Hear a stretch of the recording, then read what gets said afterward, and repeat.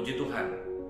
Hari ini saya bersuka cita, saya boleh menyampaikan firman Tuhan di tempat yang berbeda di Jakarta, tetapi saudara, baik yang di Palangkaraya ataupun di mana-mana yang menyaksikan program ini ataupun firman Tuhan yang akan saya sampaikan, saya percaya bahwa firman Tuhan pasti memberkati.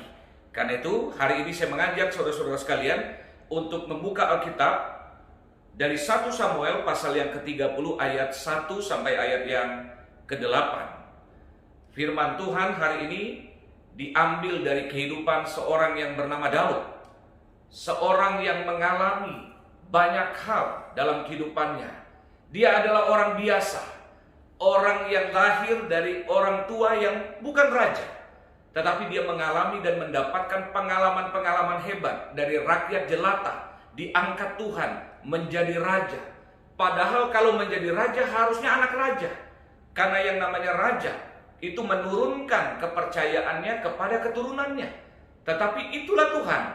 Daud hidup di zaman belum pernah mendengar satu kalimat dalam Alkitab bahwa tidak ada yang mustahil bagi orang percaya. Tetapi dia mengalaminya. Dan kita semua diinspirasi Tuhan, terinspirasi dari kehidupan Daud untuk mengalami hal-hal yang hebat. Dan kita akan belajar bagaimana Daud bisa mengalami segala sesuatu yang menjadikan kemenangan dan menjadikan dia raja dalam kehidupannya. Dengan tema hari ini yang saya akan bahas dan sampaikan, yaitu kuat dan tegar. Kita akan baca dari Samuel 30 ayat yang pertama saya baca. Ketika Daud serta orang-orangnya sampai ke Siklag pada hari yang ketiga, orang Amalek telah menyerbu tanah Negeb dan Siklag. Siklag telah dikalahkan oleh mereka dan dibakar habis. Perempuan-perempuan dan semua orang yang ada di sana, tua dan muda, telah ditawan mereka. Dengan tidak membunuh seorang pun, mereka menggiring sekaliannya kemudian meneruskan perjalanannya. Ketika Daud dan orang-orangnya sampai ke kota itu, tampaklah kota itu terbakar habis. Dan istri mereka serta anak-anak mereka yang laki-laki dan perempuan telah ditawan. Lalu menangislah Daud dan rakyat yang bersama-sama dengan dia. Lalu menangislah Daud dan rakyat yang sedang bersama-sama dengan dia itu dengan nyaring. Sampai mereka tidak kuat lagi menangis. Ini suatu realita yang Daud alami. Bagaimana dia awalnya dengan taat. Dia diperintahkan oleh Raja Saul. Ketika dia melihat bagaimana bangsa Israel dihina oleh seorang yang bernama Goliat, seorang panglima perang. Ketika itu Saul yang adalah raja ketakutan sampai dia tidak berani maju untuk berperang. Sehingga semua rakyat pun dalam keadaan ketakutan. 40 hari lamanya mereka dikepung oleh tentara Filistin. Tidak ada yang berani maju. Dan pada waktu itu Daud menawarkan dirinya untuk menyampaikan bahwa kuasa Tuhan lebih hebat. Dia sampaikan kepada yang bernama Goliat bahwa engkau boleh mendatangi aku dengan tombak dan lembing, tetapi aku datang menghadapi engkau dengan nama Tuhan, dengan kuasa Tuhan semesta alam. Dan dia mendapatkan kemenangan. Setelah itu Daud mendapatkan pujian dari banyak orang. Banyak orang yang kagum akan penyertaan Tuhan atas Daud. Sehingga akhirnya dia dapatkan pujian demi pujian. Dan akibatnya Daud harus mengalami yang namanya pelarian. Karena yang bernama Saul iri hati. Mengejar dia dan mengejar dan terus mengejar. Sampai akhirnya dia tinggalkan istri dan anak-anaknya bersama pengikutnya yang di kota Ziklag. Nah, pada waktu dia dalam pelarian demi pelarian setelah 3 hari, tiba-tiba waktu dia kembali untuk melihat istri dan anak-anaknya, ternyata istri dan anak-anaknya direbut, harta bendanya direbut, dan rumah mereka dibakar. Sehingga orang Israel itu berbeda mungkin dengan kultur kita. Mungkin berbeda dengan kultur orang-orang Eropa. Mereka terbiasa mengekspresikan kesedihan, kesukaan, mereka biasa menari-nari.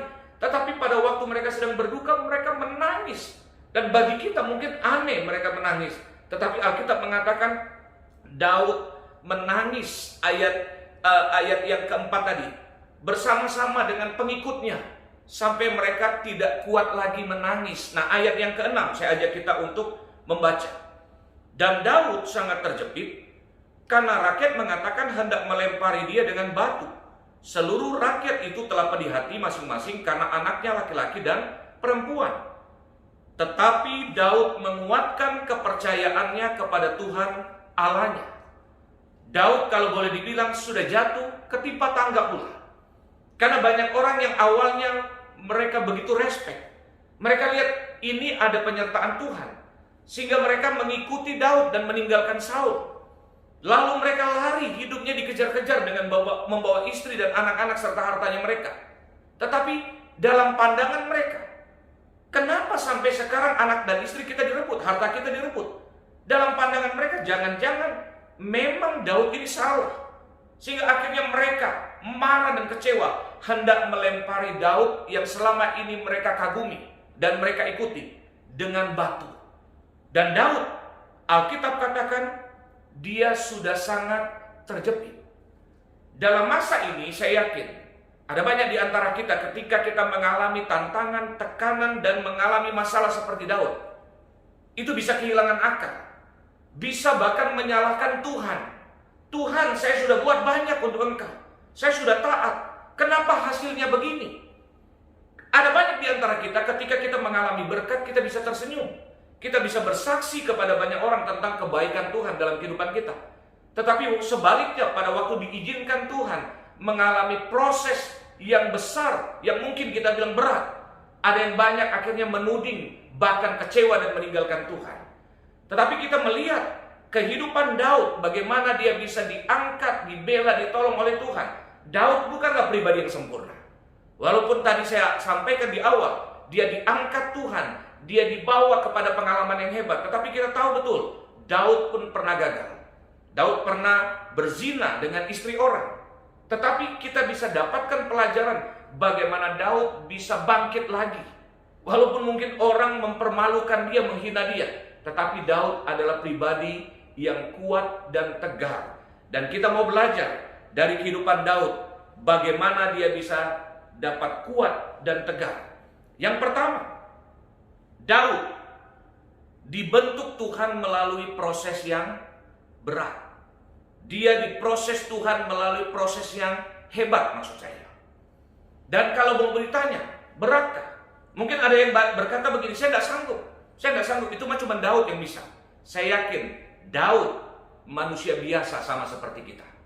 Tetapi ketika Tuhan proses kita, responnya kita yang mungkin berbeda.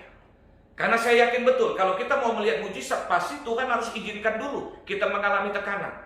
Kalau kita mau lihat kemenangan, diizinkan Tuhan dulu melewati pertandingan iman.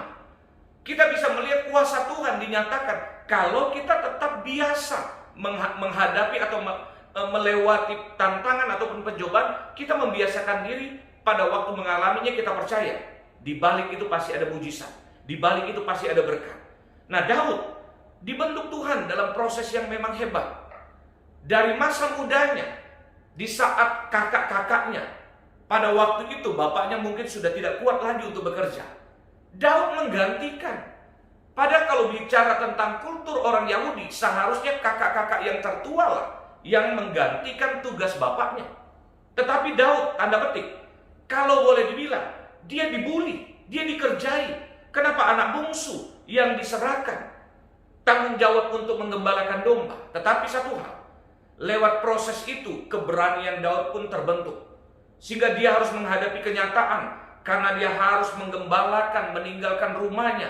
Dan dia harus menghadapi kenyataan tiba-tiba singa dan beruang hendak menerkam binatang-binatang yang dia gembalakan, yaitu dombanya. Secara naluri, keberaniannya muncul untuk membela kambing domba yang dia gembalakan. Dia bunuh, dia lawan. Daud lewat proses yang hebat membentuk keberanian yang muncul. Ada banyak orang ketika diproses tidak menjadikan dia hebat. Tetapi ketika dia mengalami proses, dia lari dari proses tersebut. Dia mengeluh, dia menyalahkan orang, dia menyalahkan Tuhan. Daud ketika dia melihat bangsa Israel dihina, timbul keberanian. Dia bangkit, dia melawan Goliat. Padahal raja yang harusnya memberikan inspirasi, ketakutan. Tapi Daud menunjukkan keberaniannya. Dan itu proses yang panjang yang Tuhan berikan kepada Daud sampai dia timbul kekuatan, ketegaran seperti itu. Hal yang pertama, persiapkan hati kita untuk siap diproses Tuhan lewat proses yang hebat. Kalau saudara mau mendapatkan proses yang ringan, saya yakin orang-orang biasa hasilnya pasti ringan. Tapi orang-orang yang hebat, prosesnya pun harus hebat. Jadi kalau Tuhan izinkan pencobaan yang kita alami, kita pegang bahwa Alkitab berkata pencobaan yang kau alami itu pencobaan biasa yang tidak melebihi kekuatanmu. Nah, yang kedua, apa yang kita dapatkan untuk kita bisa menjadi kuat dan tegar? Yang kedua, belajar dari Daud. Dia memiliki gambar diri yang benar. Dia punya alasan untuk kecewa kepada keluarganya. Karena apa? Seperti yang tadi, dia disuruh menjadi gembala padahal dia anak bungsu. Tetapi yang kedua, dia ketika Nabi Samuel mencari seorang yang akan menggantikan Raja Saul, semua anak-anak dari nomor 1 yang bernama Eliab, kedua, ketiga, sampai ke-7 tidak masuk nominasi Daud. Seolah-olah bapaknya melupakan dia. Makanya ayat Alkitab dalam Mazmur suatu kali Daud menulis, walaupun ayah dan ibuku melupakan aku, tetapi engkau tidak pernah meninggalkan aku. Jadi Daud boleh dibilang dia punya alasan untuk marah dan kecewa. Sehingga kita lihat hari-hari ini ada banyak anak muda yang kecewa lalu akhirnya dia menjadi narkoba. Ada yang banyak marah dan kecewa karena orang tuanya cerai, lalu akhirnya dia mengikuti zaman ini, akhirnya ikut seks bebas. Daud rasanya kalau dia mau pakai alasan itu, dia boleh kecewa. Tapi Daud melewati semuanya itu, mengalami proses yang berat tadi. Gambar dirinya muncul tetap baik, tetap benar. Walaupun dia mengalami proses-proses yang berat, tidak pernah dia marah dengan bapaknya, tidak pernah dia marah dengan kakak-kakaknya. Karena itu, kalau saudara punya latar belakang yang mungkin orang tua saudara bercerai, saudara mungkin mendapatkan pengalaman-pengalaman yang susah, jangan pernah kecil hati. Karena kita banyak di dunia aja yang tidak mengenal Tuhan. Banyak orang yang bisa muncul menjadi orang sukses. Karena apa? Melewati masa-masa yang sukar tetapi gambar dirinya terbentuk dengan baik. Pastikan kita semua yang sudah mengenal Tuhan, waktu diizinkan Tuhan mengalami proses yang berat, gambar diri kita tetap memegang apa yang Tuhan bilang, bahwa Allah turut bekerja dalam segala sesuatu untuk mendatangkan kebaikan bagi kita. Nah, yang ketiga, apa yang Tuhan ajarkan agar kita dapat kuat dan tegar? Yang pertama tadi, siap dibentuk lewat proses yang hebat. Yang kedua, memiliki gambar diri yang sehat atau yang baik. Yang ketiga, Daud memiliki iman dan pengenalan yang benar tentang Allah. Dalam 1 Samuel pasal yang ke-17, ayat yang ke-40 sampai ayat yang ke-47, kita lihat bagaimana dia harus berhadapan dengan panglima perang yang terlatih. Goliat itu seorang yang terlatih. Bagaimana menjadi seorang tentara sampai akhirnya karirnya dia dapatkan menjadi panglima, artinya top daripada pasukan yang ada di Filistin. Seperti di bangsa kita ada panglima kan, panglima yaitu Jenderal Hadi kan, yang menjadi panglima TNI. Itu prosesnya panjang. Dia terlatih, beliau bisa membawa pesawat tempur. Dan pernah yang dulu membawa Kapolri, membawa Kasat, membawa Kasal ya, untuk diterbangkan, dan beliau yang memimpin. Goliat, seorang yang terlatih sehingga dia tahu betul menghadapi 10 orang, mungkin sekali pukul dia bisa menghancurkan 10 orang. Dan Daud tidak terlatih. Tetapi satu hal, pengalaman-pengalaman hidupnya ketika berhadapan dengan singa dan beruang, itu yang membuat dia yakin, aku bisa menghadapi orang tersebut. Tetapi bukan cuma karena itu. Coba saya ajak kita untuk membaca ayat yang kita akan baca tersebut. 1 Samuel pasal yang ke-17 ayat yang ke-45. Tetapi Daud berkata kepada orang Filistin itu, engkau mendatangi aku dengan pedang dan tombak atau lembing. Tetapi aku mendatangi engkau dengan nama Tuhan semesta alam, Allah segala barisan Israel yang kau tantang itu. Hari ini juga Tuhan akan menyerahkan engkau ke dalam tanganku, dan aku akan mengalahkan engkau dan akan memenggal kepalamu dari tubuhmu.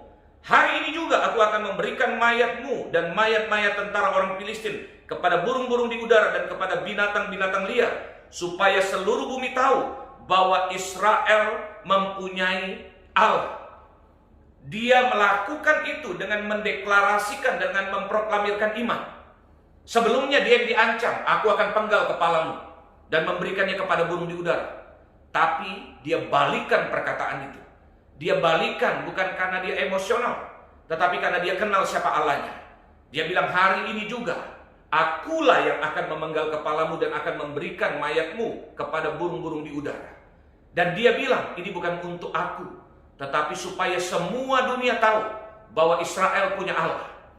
Dalam kehidupan kita, apapun yang kita lakukan, pastikan bahwa semuanya itu untuk Tuhan. Daud perkatakan itu. Daud mengatakan itu kepada Goliat dan kepada semua orang yang melihat, karena pasti dia menjadi pusat perhatian baik tentara Filistin maupun tentara Israel. Dia memiliki iman dan kepercayaan yang hebat tentang Tuhan. Kita percaya kepada Tuhan, jangan cuma sekedar percaya. Ada yang bilang, ya saya sih percaya, dari cara ngomongnya aja itu udah gak yakin. Ya saya sih percaya sih. Padahal kalau dari isi atau nada udah ketahuan, kita bukan percaya sepenuhnya. Percaya Tuhan, percayalah sepenuhnya. Karena apa? Kalau kita setengah-setengah, yang rugi pasti kita. Tuhan bisa diandalkan karena Tuhan bukan manusia. Manusia ketika dia berjanji, dia bisa bohong. Manusia ketika dia berjanji, dia bisa lupa. Manusia waktu dia berjanji, mungkin dia uangnya banyak, mungkin dia sedang punya kekuasaan. Tapi manusia bisa berubah. Mungkin sudah tidak jadi pemimpin lagi, mungkin sedang tidak jadi kaya. Mungkin dia lupa, mungkin moodnya sedang jelek. Tetapi Daud memperkatakan apa yang dia kenal tentang Tuhan. Dia pasti sudah melihat bagaimana Tuhan membela dia di padang gurun. Dia menciptakan banyak syair, banyak lagu dalam kitab Mazmur. Dan itu pengalamannya dengan Tuhan yang menjadikan syair-syair yang hebat yang sering kali kita nyanyikan. Tuhan adalah gembalaku, takkan kekurangan aku. Dia buktikan bahwa Tuhan yang dia sembah itu sanggup menolong dia. Dan dia buktikan juga kepada bangsa Israel dan Filistin, dia bisa mengalahkan Goliat. Karena berikutnya kalau Bapak Ibu baca, saudara-saudara baca, ayatnya memang dia akhirnya dia penggal kepala Goliat dan dia serahkan kepada burung di udara. Yang berikutnya, apa yang harus dilakukan? Ayat yang ke-6, coba kita baca. Kembali ke kitab 1 Samuel 30 ayat yang ke-6. Dan Daud sangat terjepit karena rakyat mengatakan hendak melempari dia dengan batu. Seluruh rakyat itu telah pedih hati masing-masing karena anaknya laki-laki dan perempuan. Tetapi Daud menguatkan kepercayaannya kepada Tuhan Allahnya. Maaf, dari ayat ini kita melihat sepertinya Tuhan belum menolong Daud. Daud belum mendapatkan, Tuhan tidak bicara sama dia. Tuhan belum bertindak. Tapi apa yang Daud buat waktu dia mengalami terjepit, hendak dilempar batu? Alkitab katakan Daud menguatkan kepercayaannya. Banyak di antara kita ketika mengalami kesulitan, kita mengharapkan ada hamba Tuhan yang datang mengunjungi kita. Ada teman-teman pelayanan, teman-teman gereja yang mengunjungi kita, itu bagus. Karena itu salah satu tugas daripada gereja untuk melayani jemaatnya. Tapi dalam masa-masa tertentu, ada masanya ketika kita mengalami tekanan, kitalah yang mengambil keputusan dulu, kita kuatkan kepercayaan kita. Tidak mungkin Tuhan gagal. Tuhan pasti menolong saya. Tuhan tidak mungkin lalai. Daud lakukan itu. Makanya kita ingat, ada lagu yang terkenal. Itu dari pengalaman Daud yang menguatkan kepercayaannya. Itu dia menguatkan jiwanya. Yang kita sering dengar. Dancing my soul, my Savior God, to thee. How great thou art. How great thou art. Maka jiwaku pun memujimu, sungguh besar kau Allahku. Dia yang menguatkan jiwanya. Ketika aku takut, aku berkata, hai jiwaku, jadilah tenang. Ketika aku mengalami tantangan, aku berkata kepada jiwaku, hai jiwaku, berharaplah kepada Tuhan. Dia tidak pernah mengecewakan. Bangun kebiasaan. Waktu kita mengalami tekanan, mengalami masalah, untuk kita bisa kuat dan tegar, kitalah yang menguatkan kepercayaan. Saya yakin Tuhan tidak mungkin biarkan. Tapi bangunlah kebiasaan untuk kita dulu dalam pengalaman iman kita bersama Tuhan, kita yang menguatkan kepercayaan kita. Jadi yang keempat, saya catat di sini, Daud memiliki jiwa yang tegar. Teguh maksud saya. Dia memiliki jiwa yang teguh. Kita yang bangun, kita yang berusaha betul untuk berkata kepada jiwa kita, Ron, Tuhan selalu menolong. Tuhan selalu setia, Ron. Ron, percaya, Tuhan selalu ada di pihakmu, Ron. Kalau kau hidup benar, Ron, Tuhan tidak mungkin lalai. Kitalah yang lakukan itu. Dan yang berikutnya, yang terakhir, ayat yang ke-7 dan ke-8, dikatakan demikian. Lalu Daud memberi perintah kepada Imam Abiatar bin Ahimelek, bawalah efod itu kepadaku, maka Abiatar membawa efod itu kepada Daud. Kemudian bertanyalah Daud kepada Tuhan. Katanya, haruskah aku mengejar gerombolan itu? Akan dapatkah mereka kususul? Dan ia berfirman, Tuhan berfirman kepadanya, kejarlah, sebab sesungguhnya engkau akan dapat menyusul mereka dan melepaskan para tawanan. Dan akhirnya Daud berkemenangan. Dia rebut kembali istrinya, anaknya, dan semua pengikutnya pun mendapatkan semuanya termasuk hartanya.